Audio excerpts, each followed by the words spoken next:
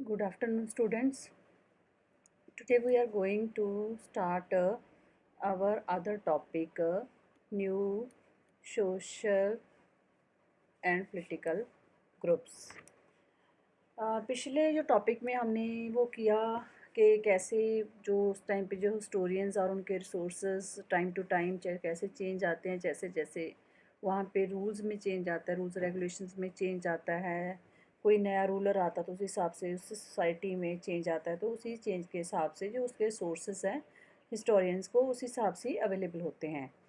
तो अब है new social and political group, जो हम टाइम पीरियड इस आपकी जो क्लास सेवन्थ की हिस्ट्री की बुक है उसमें जो 1000 ईयर्स का टाइम बताया गया है, नियर अबाउट 700 लेके 715 तक।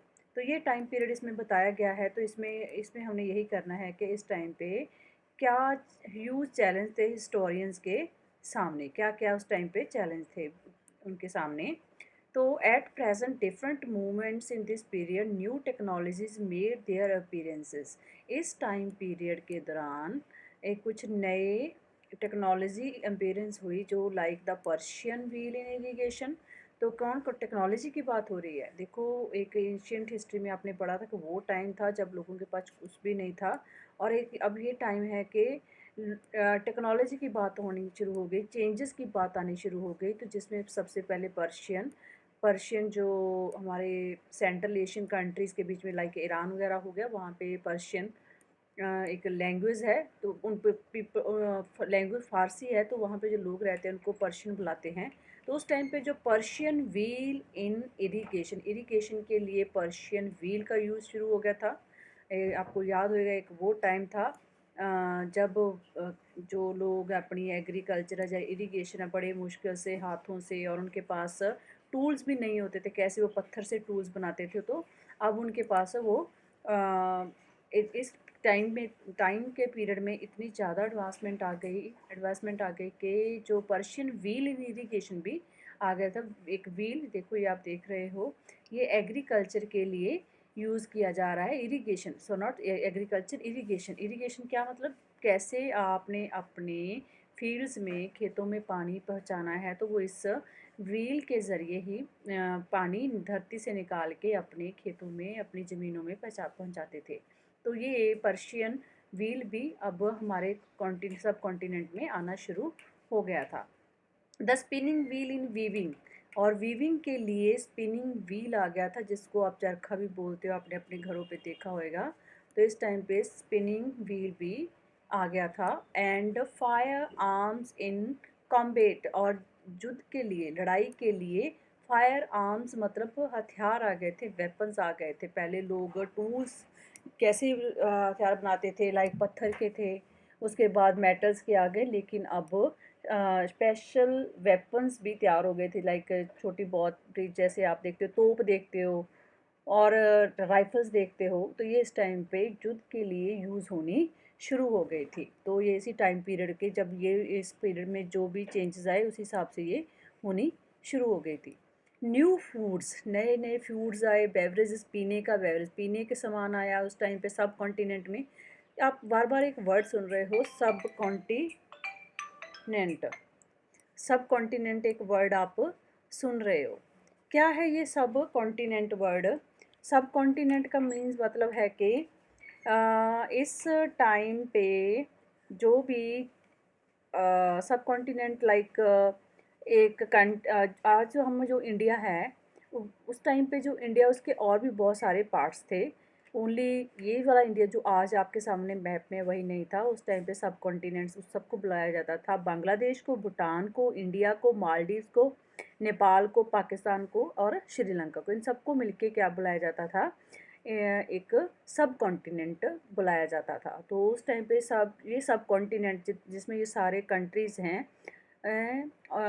इनकी तरफ लोग बहुत अट्रैक्ट होते थे, क्योंकि इनके पास बहुत ज़्यादा रिच रिसोर्सेज थे, बहुत ज़्यादा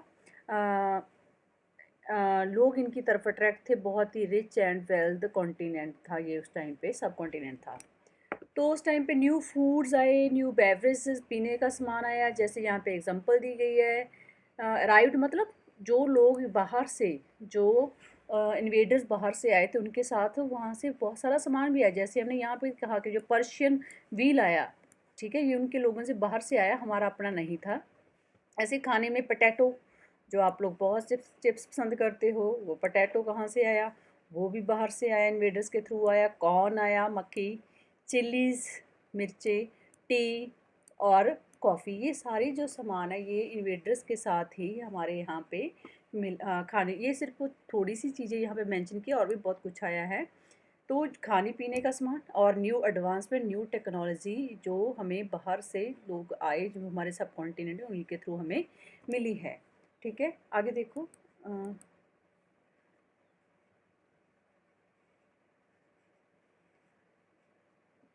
Remember that all these innovations, new technologies and crops came along with people who brought other ideas with them as well. जैसे जैसे बाहर से लोग आए, उनके साथ साथ वो लोगों के साथ साथ उनका खाने पीने का, रहने का स्टाइल भी यहाँ पे आया।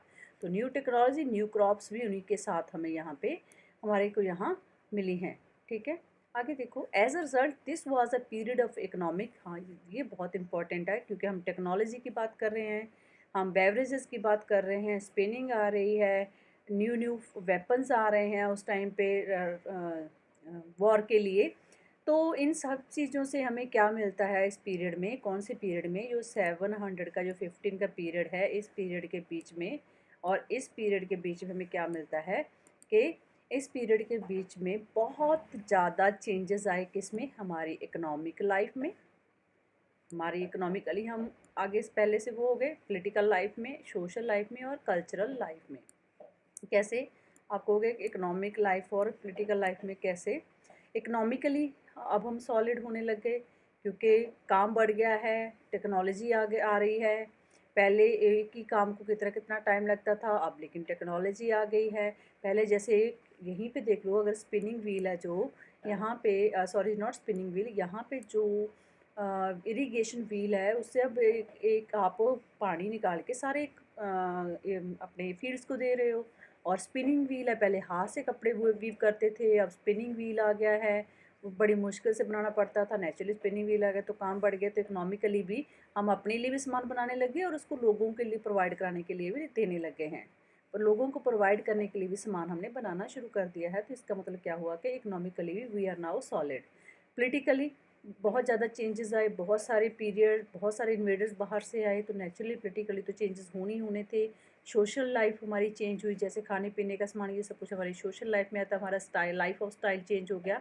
और उसके बाद क्या है, कल्चरल, हमारा कल्चर भी इन लोगों से बहुत ज़्यादा इन्फ्लुएंस हुआ था, जो भी लोग बाहर से आए थे इस पीरियड के बीच में। तो इसके बारे में जो चेंजेस क्या थे, ये economic, political, social and culture, ये आप अपने नेक्स्ट चैप्टर्स में देखोगे आगे।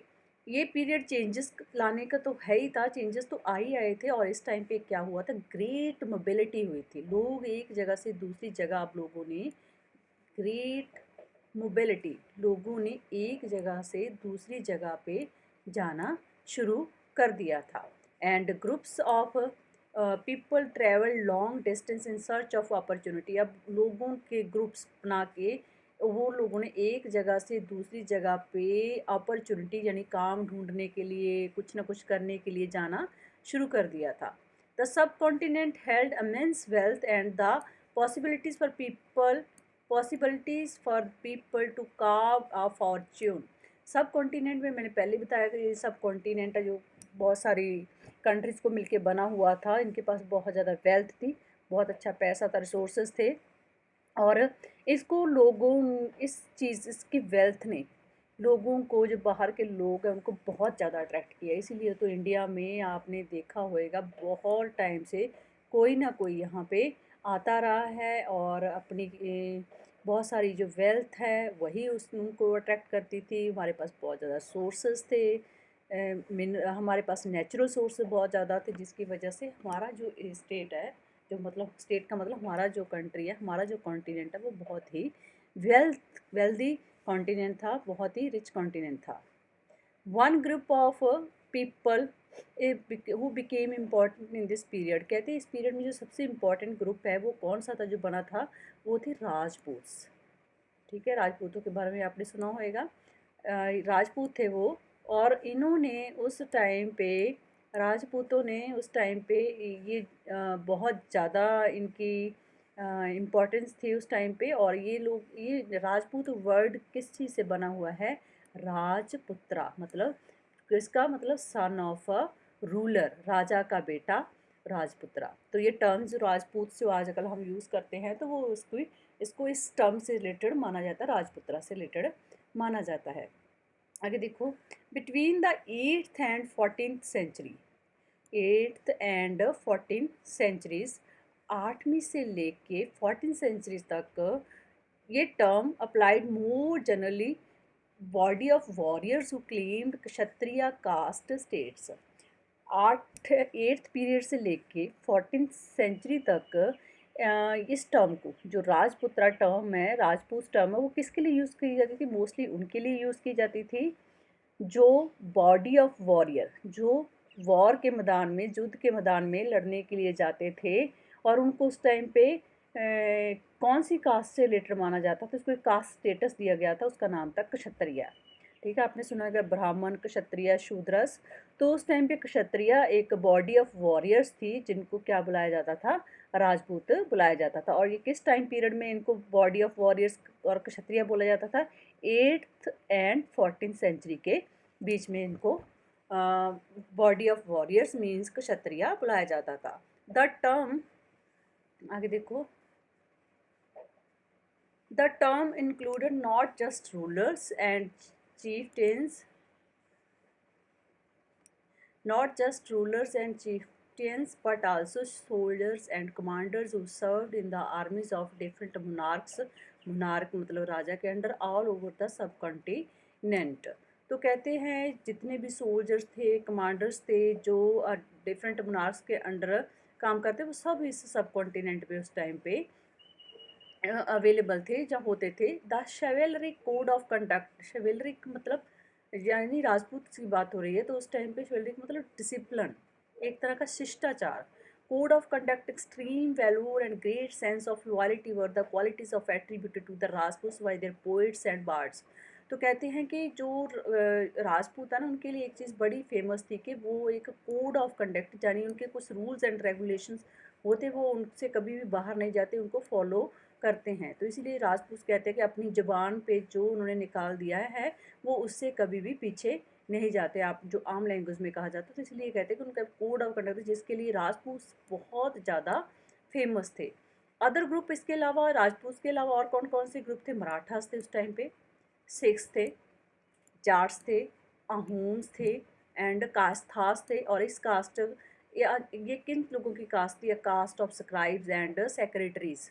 राजपूत वॉरियर थे, ठीक है। और जो ये कास्ट थी, ये कौन सी? स्क्राइब्स एंड सेक्रेटरीज, जो सेक्रेटरी का या लिखने पढ़ने का काम करते थे, वो कास्ट इससे रिलेटेड कास्ट के, जो मराठास होते थे, सिख्स होते थे, जाट्स होते थे, अहोम्स होते थे, ठीक है, और क्यास्थस होते थे। ये लोग भी उस टाइम पे, इस पीरियड के बीच में बहुत ज़्यादा पोलिटिकली इम्पोर्टेंस रखते थे, जैसे राजपूत से, और इनका काम लिखने पढ़ने का काम था, और ये लोग भी उस टाइम पे बहुत ज़्यादा इम्पोर्टेंस रखते थे। इनके बारे में आपको डिटेल में सारे जो भी डायनेस्टीज आएंगी, उसके बीच बीच में आपको इसके बारे में भी इंफॉर्मेशन मिलेगी। आगे, throughout this period there was a gradual clearing of forest and extension of agriculture. तो अब इस पीरियड में क्या हुआ कि ग्रेजुअल क्लियरिंग ऑफ फॉरेस्ट, जंगल साफ होने लग गया था, जो हमने पिछले पीरियड में चैप्टर में भी किया था कि अब लोग जंगल से आके बाहर रहने लग गए थे। और एक्सटेंशन ऑफ एग्रीकल्चर, और जितना भी जो फॉरेस्ट एरिया, उसमें उसको किस के लिए यूज़ करना शुरू कर दिया गया? एग्रीकल्चर के लिए। A change of faster and more compete in some areas than in others। कई जगह पे ये एग्रीकल्चर के लिए फॉरेस्ट की लैंड यूज़ करनी शुरू, कई जगह बहुत फास्ट था और कई जगह पे ये बहुत ही ज़्यादा स्लो था। डिपेंड करता था एरिया वाइज, कहाँ ये चेंज करना, कहाँ ये चेंज करना बहुत ईजी था और कहाँ नहीं था। तो according to the region, according to the area, ये कई जगह पे जो फॉरेस्ट को क्लियर करके उस लैंड को एग्रीकल्चर के लिए यूज़ करना शुरू कर दिया गया था। Changes in their habitat forced many forest developers to migrate. तो जब उनकी हैबिटेट, जहाँ पे लोग रहते हैं, उनका जो रहन सहन होता है, अगर जो फॉरेस्ट डवेलर्स जो फॉरेस्ट में रहते थे, जिसे हमें आदिवासी भी कह देते, जंगलों में रहने वाले लोग हैं, क्योंकि अब वहाँ की हैबिटेट चेंज हो गई थी, क्योंकि एग्रीकल्चर लैंड बन गई थी, तो बहुत सारे लोग वहाँ से माइग्रेट करके वहाँ से चले गए, जो फॉरेस्ट डवेलर्स थे। Others started tilling the land and became peasants, और बहुत उनमें से कुछ लोगों ने, फॉरेस्ट dwellers ने, कुछ ने वहाँ पे ज़मीन को संवारना शुरू कर दिया, ठीक करना शुरू कर दिया, और वो पीजेंट वो अपनी ज़मीनों पे ही किसानों का, पीजेंट्स का काम करना शुरू कर दिया था। These new peasants groups gradually began to be influenced by regional markets, chieftains, priests, monasteries and temples। ठीक है, तो धीरे धीरे ये जो न्यू पीजेंट ग्रुप है, ये किन से इन्फ्लुएंस हुआ था? वहाँ रीजनल मार्केट्स जहाँ से जो सामान बनाते थे वहाँ पे बेचते थे, चीफ्टियंस से, प्रीस्ट पादरियों से, वो मोनेस्ट्री से, टेम्पल से, यानी इन चीज़ों की तरफ वो अट्रैक्ट हुए, तो इनके अंदर भी उनकी इन्वॉल्वमेंट होनी शुरू हो गई थी, क्योंकि पहले वो जंगल में बैठे थे, उनको पता ही नहीं था। अब वो पीजेंट बन गए थे, उनका सामान था, उनको मार्केट में आना पड़ता था, उनको दुनिया का, बाहर की दुनिया का भी पता चलना शुरू हो गया था। They became part of large complex societies and were required to pay taxes and offer goods and service to local lords। कहते हैं वो सोसाइटी का बहुत ही बड़ा हिस्सा बन गए थे, जो उस टाइम पे फॉरेस्ट डवेलर्स थे, जिन्होंने लैंड के ऊपर काम करना शुरू कर दिया था, उनके ऊपर एग्रीकल्चर काम, पीजेंट जो पीजेंट्स बन गए थे, तो वो अब हमारी सोसाइटी का एक लार्ज कम्प्लेक्स सोसाइटी का बड़ा पार्ट बन गए थे, और उन्होंने टैक्स पे करना शुरू कर दिया था।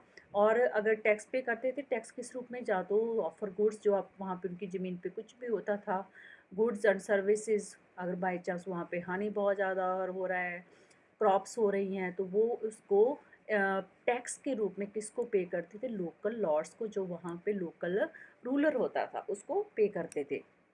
As a result, significant economic and social difference emerged amongst peasants। इसकी वजह से क्या हुआ? जो economic and social differences emerged amongst peasants। अब देखो, जो तो एक तो सिटी डिवेलर्स थे, सॉरी फॉरेस्ट डिवेलर्स थे, वो माइग्रेट हो गए, और कुछ फॉरेस्ट डिवेलर्स ने वहीं पर रह के पीजेंट्री का काम शुरू कर दिया, किसानी करनी शुरू कर दी। तो अब क्या था कि इन दोनों के बीच में एक economic and social difference emerged होने शुरू हो गए थे पीजेंट के बीच में। तो कुछ पीजेंट्स थे, वो अब इकोनॉमिकली बहुत वेल स्टेबल हो गए थे, उनका सोशल स्टेटस, इकोनॉमिकली अगर वो स्टेबल थे, उनका सोशल स्टेटस भी उस हिसाब से अब स्टेबल हो गया था, अच्छा स्टेटस हो गया था, जो अपने इस एग्रीकल्चर से, पीजेंट्री से आगे उनका स्टेटस बढ़ रहा था। Some possessed more productive land, others also kept cattle, some combined industrial work with agriculture activity during the lean season। तो उनमें से कहते कुछ जो पीजेंट है, कुछ तो ज़मीन पे काम कर रहे थे, फसल क्रॉप्स उगा रहे थे, कुछ कैटलिंग का काम कर रहे थे, यानी एनिमल्स की केयर कर रहे थे, एनिमल से जो प्रोडक्शन होती है उससे गुजारा कर रहे थे, उससे सप्लाई कर रहे थे। और सम कंबाइंड, कुछ ऐसे भी थे जो एग्रीकल्चर एक्टिविटी तो कर ही रहे थे, साथ साथ कोई ना कोई आर्टिस्ट वर्क भी, जब उनके पास टाइम फ्री होता था तो वो काम भी वो कर रहे थे। As a society became more differentiated, people were grouped into jatis. अब ये क्या बता रहे हैं कि इस टाइम के, जब ये टाइम आया, तो इस टाइम पे लोग अपने काम के बेस पे का, जैसे जितना अच्छा काम था उतना अच्छा उनका स्टेटस था, जितने उनकी अंदर क्रिएटिव क्वालिटीज़ थी उसी हिसाब से उनका स्टेटस ऊपर था। तो यही इसी हिसाब से जो सोसाइटी है वो किस में डिवाइड होगी? जातीज़ में, जिसको हम कास्ट बोलते हैं, और सब कास्ट में, और rank on the basis of their background and their occupations. और उनका रैंक, जाति मतलब वो हाई लेवल जाति के हैं, मिडिल लेवल जाति के हैं, लोअर लेवल जाति के, ये उनकी बैकग्राउंड पे और उनके काम के ऊपर डिपेंड होना था। मतलब अब लोगों की जाति, अब लोगों का स्टेटस किससे डिसाइड हो रहा था? उनके ऑक्यूपेशन से डिसाइड हो रहा था, जिस हिसाब से उनका काम था। Ranks were not fixed permanently, rank permanent नहीं था कि कौन ऊंचा है, कौन नीचा है, कौन बीच बीच का है। And varied according to the power, किससे ये किस चीज़ से वेरी कर रहा था? उनकी वो कितने पावरफुल है, वो कितने इन्फ्लुएंशियल है, और रिसोर्सेज कंट्रोल, और कितने रिसोर्सेज उनके पास हैं। जिस जाति के पास ये पावर भी होएगी, इन्फ्लुएंस भी होएगा, मतलब इन्फ्लुएंस मतलब लोग उनकी बात सुनते हैं, उनसे इन्फ्लुएंस्ड होते हैं। रिसोर्सेज उनके पास कितने, कितने उनके पास ज़मीन है, कितने उनके बैलगाड़ी घोड़े हैं, कितनी उनके पास प्रॉपर्टी, उस हिसाब से वो जाति के लोग ज़्यादा उनका स्टेटस सबसे ज़्यादा हाई होता था। तो डिपेंड करता था ये इन 3 पॉइंट्स को आपने याद रखना है, पावर, इन्फ्लुएंस, रिसोर्सेज की वजह से वो वाली जाति का स्टेटस, उस जाति की रैंक डिपेंड करता था इसी चीज़ पे। The status of the same jati could vary from area to area. Same जाति के लोगों का स्टेटस भी एरिया टू एरिया वेरी करता है। कहीं किसी एरिया में सेम जाति के लोगों का स्टेटस बहुत अच्छा था और किसी जगह पे बहुत लो था। जब जैसे अगर बात करना चाहे तो पंजाब में जो जट सिख कम्युनिटी है, कई जट सिख कम्युनिटी के पास 50 एकड़ 100 एकड़ प्रॉपर्टी है और किसी के पास 2 है, 1.5 है, 2.5 एकड़ है। तो ये स्टेटस उस टाइम पे भी एरिया टू एरिया डिपेंड करता था। आगे, जाति फ्रेम देयर ओन रूल्स। हर एक जाति ने अपने अपने रूल्स बना रखे थे, रेगुलेशंस बना रखे थे to manage the conduct of their members. ठीक है, अपने मेंबर्स के जो जाति के मेंबर उनके बीच में कंडक्ट मैनेज करने, कंडक्ट मतलब डिसिप्लिन मैनेज करने के लिए। These regulations were enforced by an assembly of elders. जो बड़े लोग हैं वो एक असेंबली, एक मीटिंग बना बना एक कमेटी बना लेते थे, एक तरह की असेंबली बना लेते थे जिसको इन्फोर्स किया जाता था and described in some area jati panchayat. और कई जगह पे इसको जाति पंचायत के नाम से भी जाना जाता था। जैसे मतलब जो अब जातियाँ उन्होंने अपनी एक मीटिंग, एक कमेटी, एक असेंबली बना ली जिसको जाति पंचायत बोला जाता था, तो वो अपनी जाति के लिए स्पेशल रूल्स एंड रेगुलेशंस बनाते थे ताकि वहाँ पे कोड ऑफ कंडक्ट मेंटेन किया जा सके अंडर देयर ओन जाति।